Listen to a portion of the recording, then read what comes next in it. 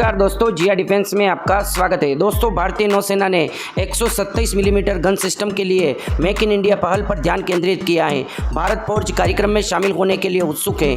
दोस्तों, भारतीय नौसेना द्वारा अपने 11 निर्माणाधीन युद्धपोत और विध्वंसकों के लिए अमेरिका से 13 MK-45 एंटी सरफेस और एंटी एयर गन सिस्टम के प्रस्तावित अधिग्रहण को रद्द करने के फैसले के बाद एक नई योजना सामने आई है। दोस्तों, भारतीय नौसेना अब अमेरिका के साथ समझौते को आगे बढ़ाने के बजाय घरेलू स्तर पर 127 मिलीमीटर बंदूक या गन सिस्टम विकसित करने के लिए एक बड़ी मेक इन इंडिया पहल को अपनाने का लक्ष्य बना रही है। दोस्तों, इस रणनीतिक बदलाव के पीछे प्राथमिक कारण विदेशी या विदेश से खरीद की गई 127 मिलीमीटर गन सिस्टमों से जुड़ी उच्च लागत थी। इस लागत संबंधी चिंताओं को दूर करने और रक्षा विनिर्माण में आत्मनिर्भरता को बढ़ावा देने के लिए भारतीय नौसेना ने अपने नौसैनिक बेड़े के लिए स्वदेशी 127 मिलीमीटर गन सिस्टम विकसित करने की महत्वाकांक्षी यात्रा शुरू करने का फैसला किया है। दोस्तों, इस उद्देश्य की पूर्ति के लिए भारतीय नौसेना ने निजी क्षेत्र की ओर रुख किया। भारत फोर्ज एक अग्रणी भारतीय कंपनी इस चुनौती के लिए आगे बढ़ रही है। भारत फोर्ज का रक्षा उद्योग में एक सिद्ध ट्रैक रिकॉर्ड है, जिसने 105 मिलीमीटर कैलिबर से 155 मिलीमीटर कैलिबर तक की 9 तोपें सफलतापूर्वक की हैं। अपनी विशेषज्ञता का लाभ उठाते हुए कंपनी ने नौसेना के युद्धपोत के लिए तैयार 127 मिलीमीटर गन सिस्टम विकसित करने की जिम्मेदारी उत्साहपूर्ण स्वीकार की है। दोस्तों, स्वदेशी निर्माण की योजना से पहले इस एयर डिफेंस गन सिस्टम का ऑर्डर अमेरिका को दिया गया था। दोस्तों, उच्च लागत के कारण इस ऑर्डर को बाद में रद्द कर दिया गया था, पर दोस्तों पहले हम इस एयर डिफेंस गन सिस्टम को अमेरिका से खरीदने वाले थे। दोस्तों, 127 millimetre MK-45 inch 62 calibre MOD और नेवल गन का उद्देश्य भारतीय नौसेना के जहाज़ों को प्रोजेक्ट 15B विशाखापट्टनम श्रेणी के स्टील्थ विध्वंसक और प्रोजेक्ट 70A स्टील फ्रिगेट को लैस करना था। नवंबर 2019 में अमेरिकी विदेशी विभाग के बयान के अनुसार 13 MK-45 इंच 62 कैलिबर MOD-4 नौसैनिक तोपों के अलावा भारत ने लगभग $1.02 बिलियन की लागत से 3500 D349 प्रोजेक्टाइल और गोला बारूद का भी ऑर्डर दिया था। पर दोस्तों, अब इन सभी का स्वदेशी रूप से निर्माण किया जाएगा और जो दोस्तों विशाखापट्टनम श्रेणी के विध्वंसक हैं, इनमें जरूर अमेरिका की 127 मिलीमीटर 45 इंच 62 कैलिबर गन का इस्तेमाल किया गया है, क्योंकि दोस्तों तब तक हम स्वदेशी रूप से निर्माण करने की योजना नहीं बनाई थी और दोस्तों अभी तो हमने योजना बनाई है, निर्माण करने में समय लगता है। दोस्तों, पहली तीनों तोपों की आपूर्ति अमेरिकी नौसेना की सूची से की गई थी।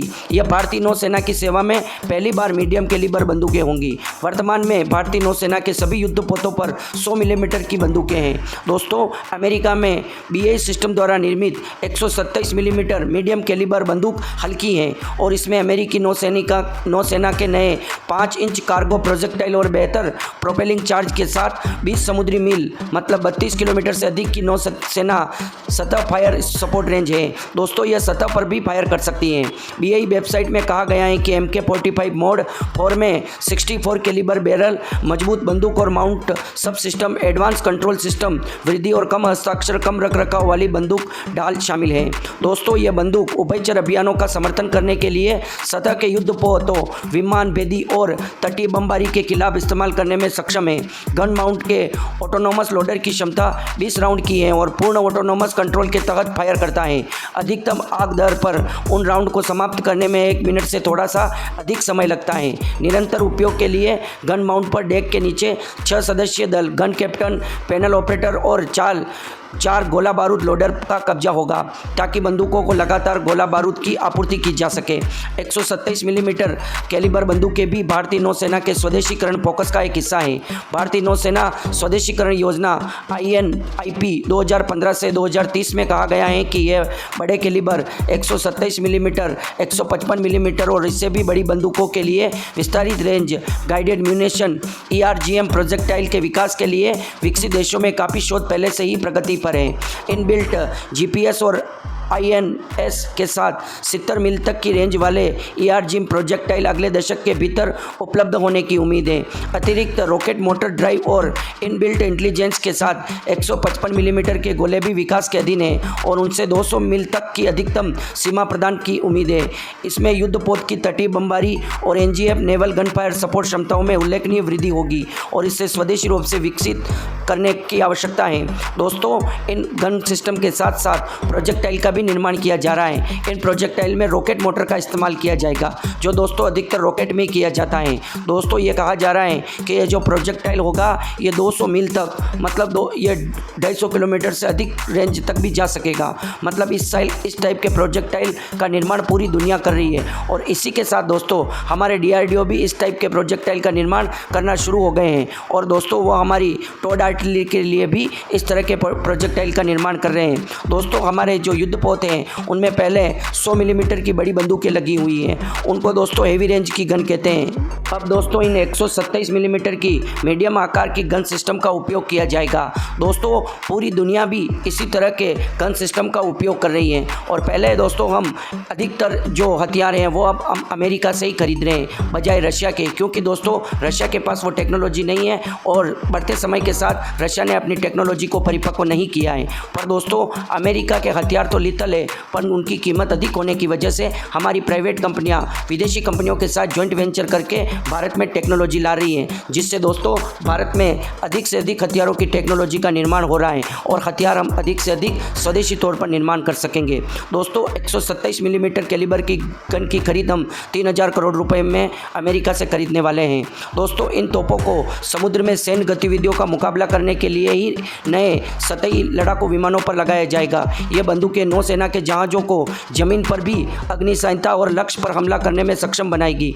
Naval gun fire support NGFFS एक क्लासिक उभयचर हमले में शत्रुतापूर्ण समुद्र तटों को नरम करने के लिए किया जाने वाला महत्वपूर्ण ऑपरेशन है, ताकि लड़ाकू विमान, बख्तरबंद वाहनों, हथियार आदि को लॉन्च करने वाली अपनी उभयचर हमला यूनिट की सुरक्षित लैंडिंग की सुविधा मिल सके।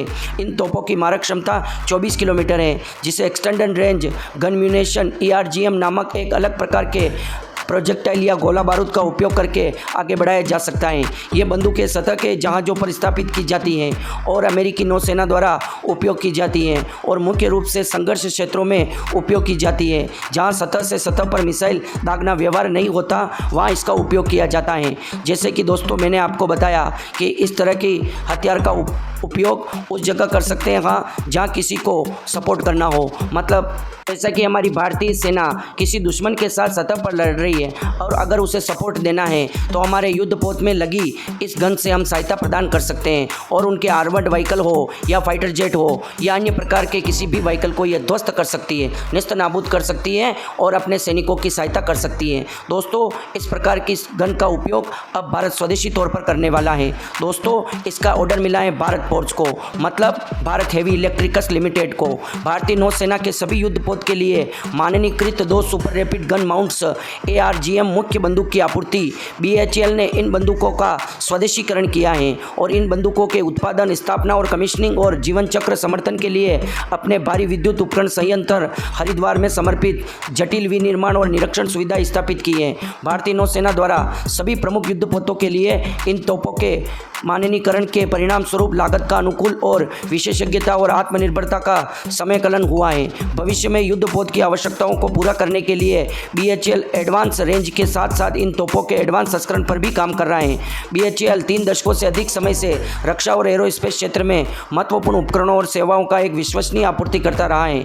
इस दिशा में सुरक्षा उपकरण उत्पादन में आत्मनिर्भरता की दिशा में एक बड़ा योगदान देने के उद्देश्य से विशेष विनिर्माण सुविधा और क्षमताएं पहले ही स्थापित की जा चुकी हैं और की गई पहल भारत सरकार के आत्मनिर्भर भारत अभियान की दिशा में एक प्रेरक शक्ति होगी। थर्मल पावर क्षेत्र के अलावा BHEL भारतीय अर्थव्यवस्था के प्रमुख क्षेत्रों के लिए उत्पादों की एक विस्तृत सीरीज पेश करता है। दोस्तों आपको बता दें कि भारत फोर्स जैसी प्राइवेट कंपनियां हैं वो भारत को स्वदेशीकरण निर्माण या मेक इन इंडिया हथियारों का निर्माण करने में सहायता प्रदान कर रही है।